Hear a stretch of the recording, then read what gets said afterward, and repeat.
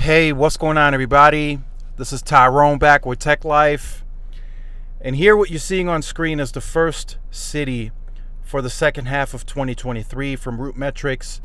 If you guys have been following my tweets, or whatever X posts, as they call it now, there more cities will start rolling in this upcoming week.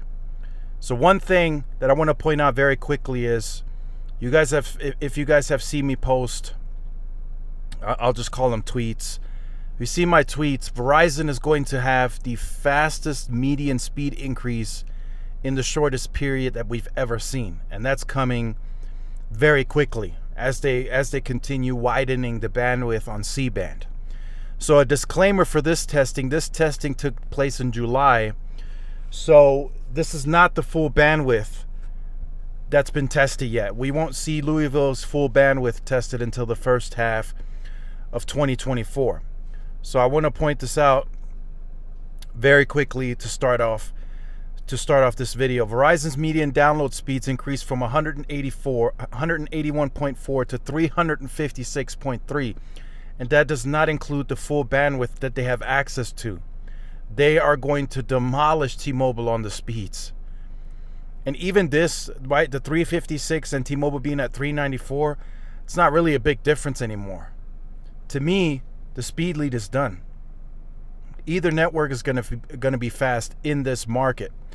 So now it's going to matter. It's going to be about pricing, value, and coverage. Who has the better coverage? Who can give you the comfortable pricing? And who has the better marketing to get people engaged and excited about the product?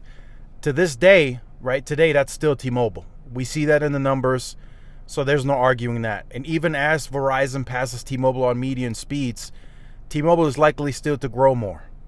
So, we got to call it how it is. That's how it is, right? But Verizon is coming with vengeance. Their wrath will be felt. And it's going to be big, right? I'm in tune with the engineers. They are seeing insane speed differences on their end, right? They have tools that they track. They're telling me there's going to be some markets in this second half testing where we're going to see median speeds of 500 megabits a second in some of these markets. And they're telling me just wait until Root Metrics and some of the bigger urban cores does some of that walking testing that they do. Verizon's going to score very, very high on speed. So the speed lead is done. There's some things that T-Mobile can still do, like the C-band, the DoD. That's going to take time to deploy, though. Right? They have the C-band across 225 million pops. That's going to take another investment and time to do. And then there are cell splits, right? T-Mobile sometimes does 4 sectors. There's additional small cells that they can incorporate, but I just don't see it. I'll be very honest here. I don't see T-Mobile taking the speed lead back overall on a national scale. Now, there are going to be some individual markets where T-Mobile just has more spectrum.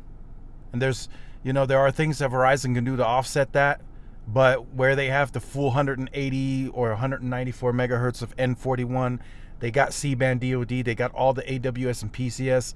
It's going to be hard to catch T-Mobile, but that's going to be the exception, not the rule for T-Mobile. There's a lot of markets that they are fragmented, right? And even in a place like Las Vegas, for an example, N41 is 120 megahertz. Verizon still wins there at 160.